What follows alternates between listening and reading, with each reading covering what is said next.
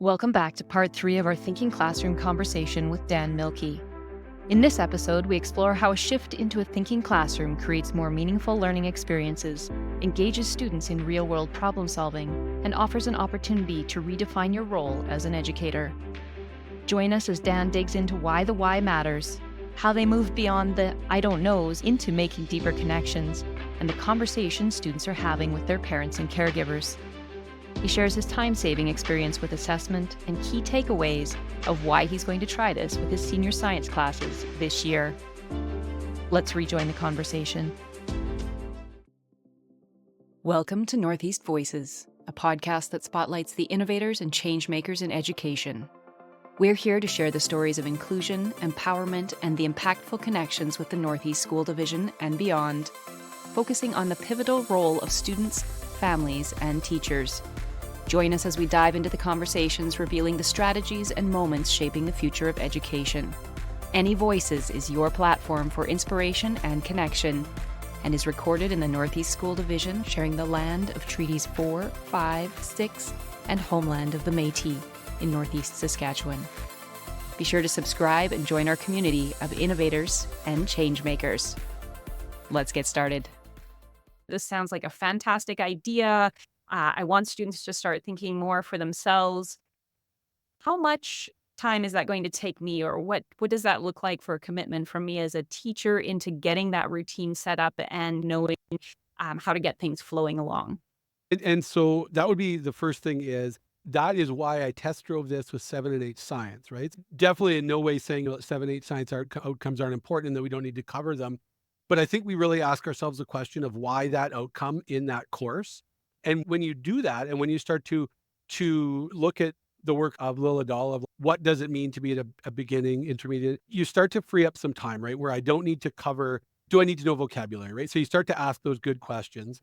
So I am going to try it in a health science class next year. So a higher level class with outcomes that are maybe a little more content. I don't want to say important because I hate to use that word, but that's what I mean, right? Where if you're going into the healthcare field, some of the content in health science is critical. Where I think middle year science, it's more of that skill and metacognitive piece that's really important, right?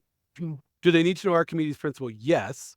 More important is why would I care about Archimedes? Yeah. And so that frees up some time right there. The other piece that frees up time is when you realize I'm not going to have a test, right? So as crazy as it sounds, if you think of typically we try and make a unit per outcome, that's actually 12 or 15 days of time that you now have to not sit and watch students write a test, but rather engage in learning activity, right? And so that's a big buy right there, right? The other place where you gain time is in your grading.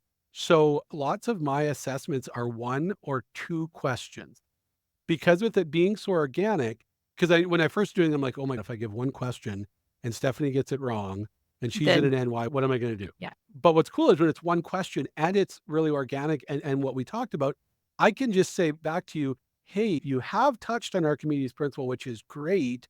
What I need to see is like, how did that apply to what we did in the lab, right? So like, Right. why did you need to know that? Or a comment I gave, we actually did some work around cells and critiquing cell analogies. A feedback I gave a lot of students was, this is great. Your feedback is really good. But how do you think you could enrich that feedback by including your knowledge around organelles and their function? So really guiding that. So you gain a lot of time that way. I'll let you know how it goes with those more content heavy Yeah. classes. But in the middle years, it was the time you gain in the quiz, having those sit down exams alone is huge. And when you step back and we don't have time today to talk about it, but part of it is around designing those learning experiences where you have those check-in points where you can, and like you said, you're doing it through observation or it's through a checklist. And having Lila Dahl's navigation tool with you is huge, where you can say they're there. And Yeah. you have to be okay with, I know they're there. And then I hope that shows up. I know, I shouldn't say I hope. I know it's going to show up Yeah. when I do that assessment piece later. Yeah. So time is definitely there. Yes, that's it's nice to hear the time is there. It's just a shift in the organizational pieces of that, and it's in the moment. And you've referenced a few times the knowing your curriculums. So when you know what the outcome is and what the must do can't fail, that's what we talk about with when you know what proficiency is and when you know what the criteria of proficiency are, and your students know that because you've had those conversations, you've even created them together for some of those success criteria. When you have that knowledge, not only are you spotting it, students are spotting it and highlighting the evidence of their learning. So it can happen in the moment. You've strategically designed so that the flow from one lab to the next is building those concepts and weaving them all together. So it's not just here's one event. You can loop back through, and I could show you 3 weeks later that I have that. I got it. I can apply it to multiple situations now, and then you can make that professional judgment and adjust as necessary. But you have to know. We all have to know where we're going, right? If we're getting in the airplane, we have to know where our target is, where we're going to end up, so that we can be more efficient on that journey, but still have time to have all of those other conversations which enrich the journey along the way. And really important to think if you use the idea of a plane journey, you have to know where you're going and why you're going there, right? Yes. Because once you know what proficiency looks like and you start to actually have those, whether they be collegial conversations or self conversations around like why this outcome, it starts to really help you build, along with indicators, the scope and depth and breadth of the outcome. I remember, like, historically, I would have got really caught up with Archimedes' principle of let's do a worksheet with 14 word problems where they can apply Archimedes' principle. And that's not why we did Archimedes' principle. We did Archimedes' principle because it's observable, it's pattern based, it ties in density of fluids. And that really starts to free up time too, right? We're like, do I need to answer 14 word problems about Archimedes' principle? Sure, I could demonstrate understanding that way. I don't know that was the curriculum writer's intent, but I don't think so. In looking at the indicators and the outcome, and you start to build that navigation tool, you start to break it down with solo, you start to see the pattern of, oh, that's why we're doing Archimedes' principle, right? Yes. It's not about applying the formula. It's actually about tying in the idea of we're really trying to understand fluids. And that's a way to understand fluid. And it's a concrete way. And it's a fun way because we can build boats and we can pile pennies in the boats. Yeah. But ultimately, at the end of the day, can you tell me why? So we just started it where they got a boat design. They have to make it better. I don't actually care how many pennies. I told the kids up front, I don't care how many pennies it holds. I really don't. I care of why you tried to make it work that way. Like your boat might actually hold less pennies. That's okay. But why did you Yeah. try that? And that to me is that frees up time immediately, right? To then, instead of doing a worksheet for 2 days or a day and having to mark it, we can now spend 2 days designing boats and having really cool conversations about why did you put pontoons on it? My boat at the lake has pontoons. True, but your boat at the lake has pontoons for a reason too. Let's try and figure that out. And let's have that conversation rather than can you manipulate a formula and plug in some numbers, which comes later. We know that'll come in the higher level sciences. Yes. At the middle level science, let's just have some fun with it and let's really get messy with science, right? And let's like, why are we learning? Like, when a student says, why am I learning this? My students don't ask that because the answer is so I can do the fun activities and get an answer, right? So why are we having to learn the density formula? I'm willing to learn it because now I can tell you why the Jenga block floated, but the Lego block sunk, right? And so Yes. that's those really cool moments where they stop asking, why do I have to learn this? Because they already know. And that's the ultimate goal for teaching is we want to move beyond just doing that for that compliance piece. We want to move into going through this and learning because I want to know why it does that and what are the connections and how does that relate to the lake that pontoon boat we have at the lake, or why does this make a difference when my family farms, and why do these things impact the world in the way that they do. And I appreciate the time and energy that goes into choosing to make that shift to try something not necessarily different. I think teachers are doing all different pieces of this, but that shifting the assessment, that there's many ways to demonstrate your understanding, that you strategically design that hands-on, that engaging, a chance also for them to struggle. I think we've had this conversation. It's okay to not be sure about it, to have to think about it for a little bit longer. You don't have to, answer doesn't come right away, and we don't give up right away. So you're building that resilience and that persistence as well. Absolutely. And that's one of the first hurdles we have to get over in a thinking classroom is you'll give them a problem and they'll go, I don't know. I would tell them, of course you don't. I would never give you a question you already know the answer to. That's insulting. And I That's said, a and great way here's to the really explain fun it. fact. That's a great way to explain it. Why would I give you a question that you already know the answer to when the whole point is for us to learn? So not knowing it is a great place to start. And then you really preface it to them saying it, and just to really make your anxiety go up, you might not actually figure this out. And fun fact for some of these, there isn't an answer, right? And that's okay. And for some students, that's really anxiety inducing. And so what I do is I work with them and say, like, you found an answer that works. That's as good as it gets sometimes, right? Mhm. And so Yeah. they're okay with that. But yeah, once, and I mean, for your less strong students who we would have typically said were less strong, although I'm learning that language is actually pretty blurry too in a thinking classroom, they're okay because everybody's like, we have no idea, right? And let's just throw some crazy ideas out there. And some of your really creative kids who can't memorize shine. And so it's, like I say, it really blurs the, or someone is, I've heard people say when I make the random groups, oh, awesome, I'm with so and so, they're smart. And 5 minutes in, you realize, actually, in this case, not really, right? That's not their intelligence. And the student who I maybe was worried about being with has given 5 really awesome ideas that we could springboard off of. So it's cool to see that grow. It's been a really fun journey. I don't regret it at all. In fact, to the point of where I will definitely be looking to change my senior courses up to and including my Bio 30 to be more reflective of I this process.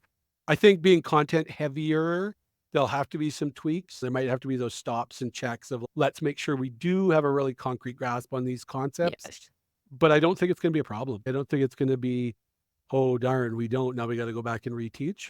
I think it's going to be just a richer level of understanding. So I think you've summed it up really well. We're all smart in different ways. Just because I can get a high mark doesn't necessarily mean that I know any more than anyone else. We're all smart in different ways. And I think the one of the huge benefits of that is that it raises everybody's voice, that everybody's voice has value and we need different perspectives, sharing different ideas, because that in the end is what's going to help us to be more creative and innovative problem solvers. It's not just because I only know these things. So I think that anytime we can lift each other up and recognize the value that we all bring to the table is really important. To wrap it up, you said you started with grade 7 and you had a full semester with them. What would be the 3 things that you took away from that experience? The 3 kind of maybe things you hadn't quite expected to come out of that experience? So the first and foremost is how engaged kids can be in mundane things. As an example, we made ice packs to demonstrate our understanding of adding a solute to a solution. They absolutely loved it. So that was really surprising to me that it was a mundane product, but it was something they could be really proud of. And so that actually shifted how I designed things, right? Around those simple events that they could go home and explain. And that leads me right into my second was how much they want to share their learning when it's like that. I had a mom who called and said they were at the grocery store buying all the things they needed to make ice cream. And she wondered why we needed salt. And I said, that would be a really great question to ask. And she said, well, he said it's because it makes the ice colder. Yes. So it was Yes. really cool how much they wanted to share and how much they did share. And the third thing would be the aha for me as a teacher that wasn't related maybe to the nice soundbite stuff, but that you don't realize how many kids you lost when you did it traditionally, right? Because when you read the beginning of Lil Jadal's book and he talks about the kid who can fake it, I didn't realize how prevalent they were until I stopped giving them the opportunity. And those students struggle, but then they come out at the end better. I've got a couple of awesome kids who are really in disequilibrium right now because they would really like me to stop at some point and give them notes. And we don't do that. But it's also directing me to make sure that those learning experiences have the opportunity for students to stop and write what they're learning. And so it becomes a mix. But that would be my biggest takeaway is I didn't realize how many kids I thought I was a pretty entertaining storyteller. And if I told you enough stories, the notes would be fun. I now know that's not true, right? They would much rather hear a quick story and then let's make a little bit of a mess. And mess doesn't have to be, I guess that'd be the fourth. I'm going to add a fourth. Mhm. Mess doesn't have to be literal. We do lots of stuff where we play with water or chocolate but messy can also be thinking. One thing I had them do this year was I assigned them a human body system and I said, draw it. And right away they're like, can we go get a computer? I want you to draw this from your brain. We don't know. I said, I'm going to give you some just in time learning. I'm going to tell you what the system does. And they were totally blown away at how much they knew, right? Like excretory system, we don't even know what that is. Till I told them and they're like, oh, it's like your kidneys and stuff. And like they knew where they were. And so it can be messy like that too, where we throw them into disequilibrium and then we start to come out of it. And so that would be my fourth takeaway, is that messy in science can really be messy, and that's fun. But messy can also be in thinking, and that's really fun too. How does a cream separator work? Seems like I've had a lot of people saying kids cared. No, until they started making connections outside of it, right? Yes. Then they did. Then they cared that it is like the ride at the fair, right? And what was really cool is how many parents messaged me and said, so my kid just came home and told me how the cream separator works. And we had one in our shed. So we went and looked at it. So really cool stories like that. Or like we had ice cream that we made last night, which was really cool too.